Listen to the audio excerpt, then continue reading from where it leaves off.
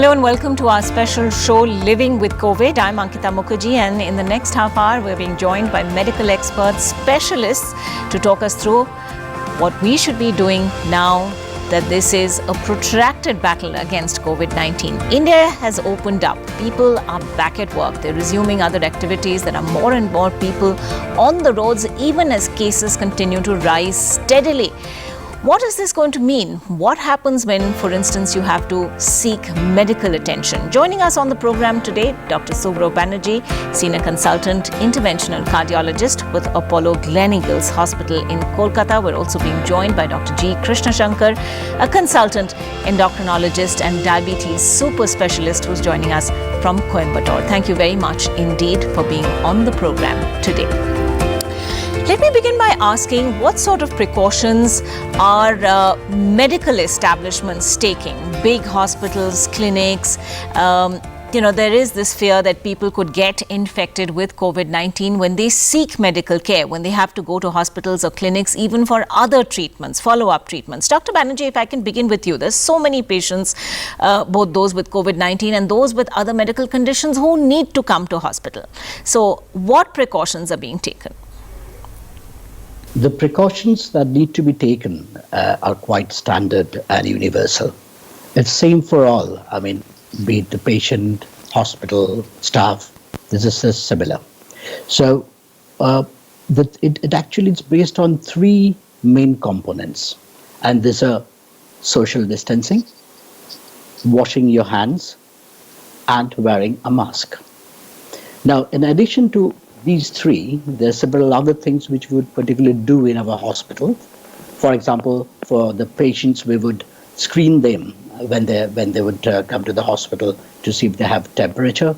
We'll take a bit of history to see if he has any of the symptoms which suggest that he may be having COVID. If this is so, then in that case, we have a separate fever clinic where they would be first evaluated, and then once cleared, they could attend the outpatient. We are requesting the patients to bring only one attendant with them, not many, so that there's no congestion in the outpatients area. Also, we are using social distancing for the staff. We are doing the frequent washing of the equipment, sanitizing the room. So these are the usual things that we are doing. Dr. Krishnashankar, hospitals obviously have a standard SOP, but clinics too following this. I mean, what, for instance, is happening at your establishment? We are also following the patient. We maintain a distance of at least 4 to 6 feet in the outpatient clinics when we are consulting the patient, and try to reduce the consultation time as low as possible, and cater the essential works first. So, as Dr. Banerjee also said, reduce the attenders to the bare minimum. Maybe in the consultation room, only the patient is permitted. So that will suffice. And regarding the outpatient department, it's better to have minimal staff as possible, and give appointments only and see patients only on appointment basis, so that the mixing time, the overlapping time is reduced.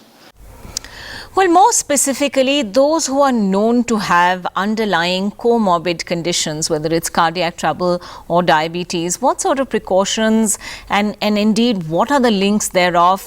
Dr. Banerjee, let me begin with you. What specifically is the link between hypertension and COVID-19? Yes, in the early days of the COVID era, it was found when they did a study in UN that there are certain subgroups, as you have said, with comorbidities which make them more prone to develop and suffer from COVID infection. Now, one of them is hypertension. And the reason why hypertension makes one more prone to develop the disease, or maybe the fatality is more in hypertension, is exactly not known yet. However, we know that if you have hypertension, then your prognosis may be worse, and especially if your blood pressure is not well controlled, then it is even worse. The reason has been speculative. For example, it's been seen that hypertension is associated with expression of certain receptors in the body, which are ACE2 receptors, which are actually the site of entry for the coronavirus. So that's one of the postulations, but we still do not know the answer for certain.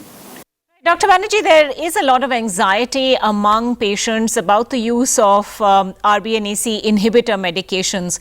Is there any advice that you would like to give patients specifically with regard to that? Well, again, initially it was seen that the hypertensive patients who are on ACE and herbs, as ARBs, they probably develop more virulent form of the disease. And that was, again, based on some research which showed that these drugs may actually increase the expression of the ACE2 receptors, which I said, which are the entry point of the virus. But later it was seen that these medications, which are actually the patients are taking for their blood pressure or because of other heart disease, would actually help the prognosis, would probably reduce the severity of the disease. So that's why it's what the international societies nowadays recommend, as all the societies say, if you are taking one of these medication, do not stop it. Do not stop it on your own unless you are advised by the doctor to do so. So that's very important because it's been seen that stopping the medications in a patient who actually needs this medication would even be more detrimental. So that would be the advice. Do not worry. If you are on these medications, just continue as your doctor has advised. Fair enough, Dr. Banerjee. Thanks very much. Dr. Krishnashankar, what about those with diabetes, though? Are there specific measures that people with diabetes should be taking if, in fact, they actually develop COVID-19? The symptomatology, the phenomena of diabetes mixed with COVID is indeed complex. So diabetes per se, we all know, just a reduction in insulin in the body and high glucose levels, which causes blood vascular damage. It's well known, well proved. It brings down the immunity. So that's why the patients with uncontrolled diabetes for a long term are prone for even other infections like tuberculosis, pneumonia, etc. And that is the case, does hold good for COVID-19 too. Patients who are on long-standing uncontrolled diabetes, it's not just about the present moment. If it's a long-standing uncontrolled diabetes, those patients are indeed at risk of severe COVID disease. So any person can be affected with COVID, but the matter is about who is going to have a severe illness. So patient with long-standing diabetes, we use a marker called HbA1c, it's the average glucose, a single simple test which can show how long your diabetes is under control if it's above 200. So those patients are at risk for severe disease. Not necessarily they may acquire the disease easily. It's about having a severe disease. Okay, Dr. Krishnashankar, help me understand this. If a diabetes patient, in fact, were to develop COVID-19, would the symptoms, for instance, be different for patients who have type 1 diabetes and those who have type 2 diabetes? Type 1 will not, basically the insulin is almost literally absent. So you need insulin alone to treat them right from the start. Whereas type 2, you may need insulin in the future or a combination. So that is not got particular relevance to the severity of the disease. It is about the glucose control per se. It's not about the type of diabetes. So be it type 1 or type 2 or an young individual. Remember, even young individuals with uncontrolled diabetes have equal risk of developing severe disease like an elderly person around the age of 83 having diabetes. All right, that's very interesting to know that. In fact, let's also go across to Dr. Banerjee now. Dr. Banerjee, what medication should be readily available at home for a patient with heart disease? A patient with heart disease, it's very important for him to actually take all the usual medications that he is taking, and that cannot be stressed more. Because if he misses one or more of the medications, then in certain cases it can really cause a lot of problem. So he should ensure that he has adequate supply of the medications at home. Secondly, depending upon the problem that he has, say someone has angina, getting chest pain, he must have certain medications which you can take under the tongue if there is chest pain. And then if the patient with heart failure has sort of shortness of breath at home, he may make sure that he has a supply of oxygen at home. That's, of course, under the instruction of the cardiologist who's actually looking after him. Because these are emergency situations, and as opposed to previously, you can't really always run to the hospital whenever you have a little bit of problem. But then you can use these things as necessary. But again, one word of caution. We find that many patients actually they are trying to manage their problems at home, and they really suffer more. So for cardiac problems, I would say you may try certain things at home for a short period of time, but do not suffer that way. If it's getting worse and if you feel it's getting out of control, just go to the hospital. The risk of catching a corona infection in hospital is certainly less than the problem that you would face if your cardiac status deteriorates. All right, right. Now, similarly, Dr. Krishnashankar, any specific advice on medications that you would give to diabetes patients at this time? So this is the most important crux in diabetes is be it COVID or not COVID, diabetes control. So another unique challenges we are facing in the past few months about the availability, the accessibility to drugs as well as doctors. So the government has come up with this concept of telemedicine. Almost everyone has got a smartphone. So to get access to their endocrinologist and physician to get down their diabetes. Now many patients are coming forth, they want to get their sugars controlled by way of telemedicine also. So the message for the patients at this point of time is any patients who have been diagnosed with diabetes previously, now is the time, nothing is late, now is the time to get your sugars tested and change your drugs accordingly. Right. How about patients who are regularly following up? If their sugars are even still more high, there is no dearth of medications, there is no dearth of treatment for diabetes. Science has advanced very well. So any amount of HbA1c or say the average glucose can be brought down by escalation of drugs, by a glucometer. That's quite easy. Get a glucometer from the nearby shop and start checking your glucose. That's all we need. If it goes beyond 200, if your sugars go beyond 200, it's a time for changing your medications and consulting your endocrinologist. All right, thanks very much indeed for that. We will take a very quick break at this point, but when we come back, as people go back to offices, marketplaces, and indeed have to go out far more regularly, what should we be doing? What precautions do we need to take? When we come back, we talk about all that. Back in a moment.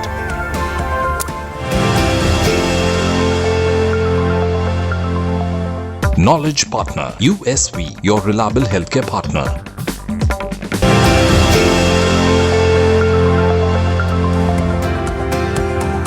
Welcome back. We've been talking about how to live with COVID-19 with Dr. Suvro Banerjee and Dr. G. Krishnashankar.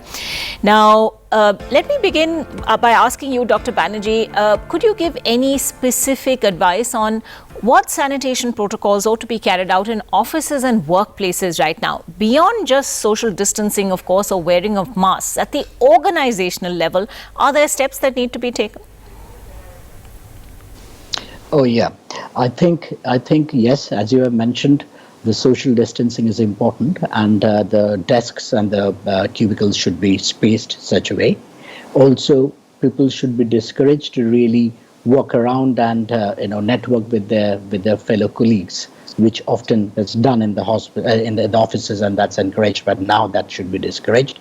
Sanitization should be available everywhere, but I must say that also hand washing is a good thing. You really don't need to have a sanitizer every time you need your hands to be cleaned.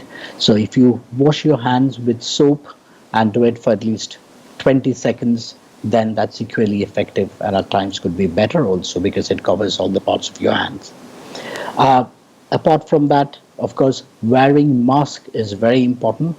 And we find that many people wear, actually when they're talking, they pull their mask down, which should not be. Then the entire purpose is defeated. You should wear your mask religiously all the time while you're there. And this is because not only to protect yourself, also to protect others.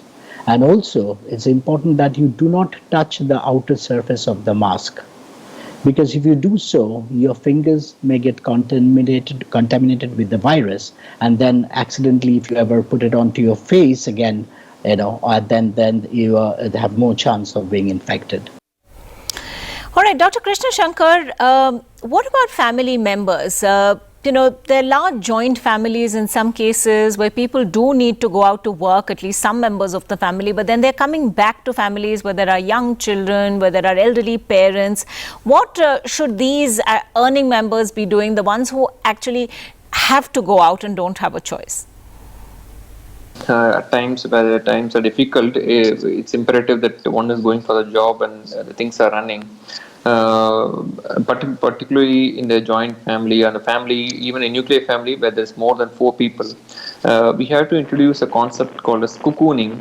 We call it cocooning or reverse cocooning, where the elderly, particularly elderly, rather 65 plus, even without any comorbidities, or individuals above the age of 50 with comorbidities, say hypertension, diabetes, asthma, lung disorders, kidney disease, liver disease, patients a past history of cancer, present cancer.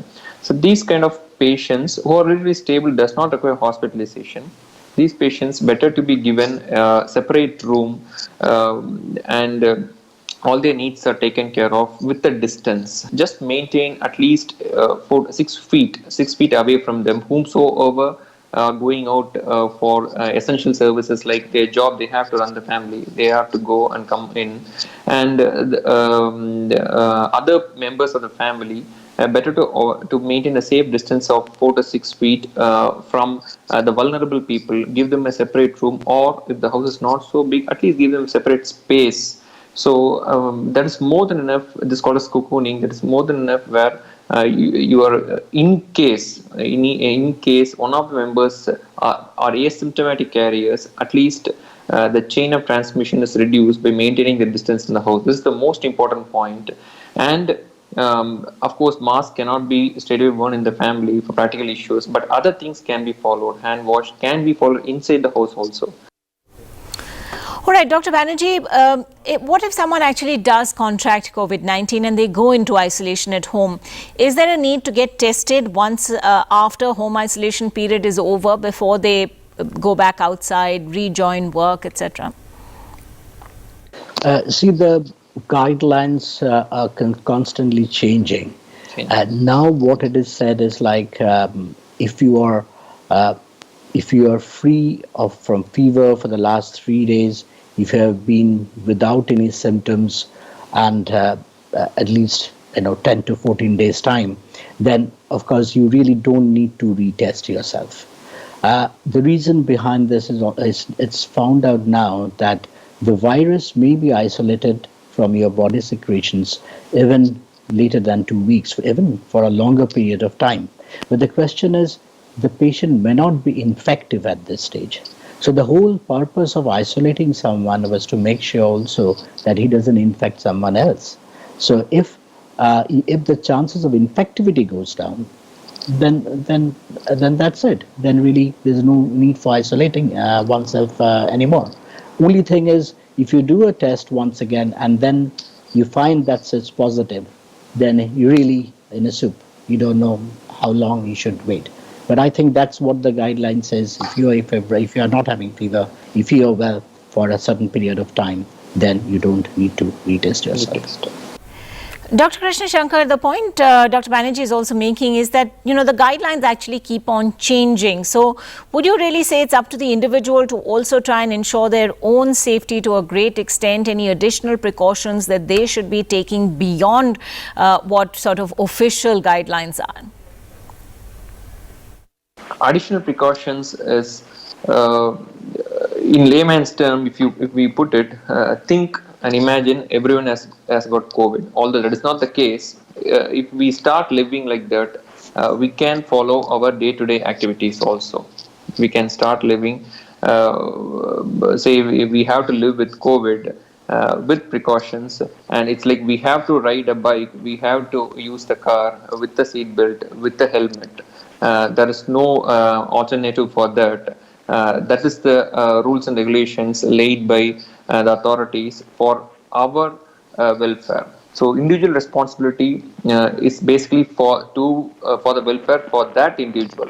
It's a right as well as a responsibility. So one should take it very seriously and follow it rigorously, not just 99%, but 100% of the time. Social distancing, mask, and you get mask even for 5 rupees now. Sometimes given free of cost certain places, 5-10 rupees. So that holds good everywhere. Individual responsibility is the first and foremost. Dr. Banerjee, I'm going to take quick closing comments from you. Beyond what we've already discussed, any other advice specifically that you'd like to give our viewers this morning? Yeah, I think it's as Dr. Krishna said, and I very much agree with it. It is not only a social responsibility; it's also an individual responsibility.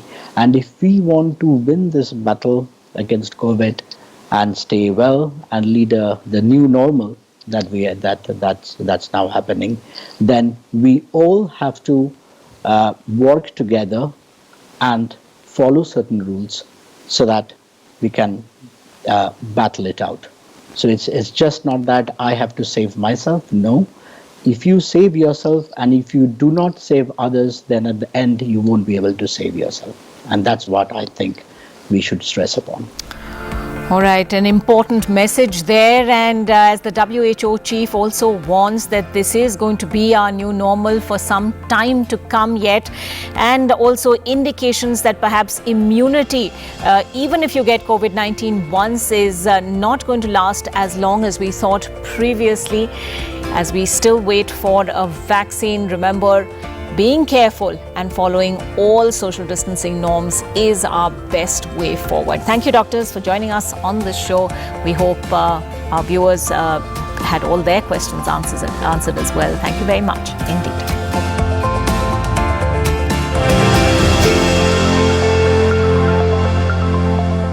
Knowledge Partner, USV, your reliable healthcare partner.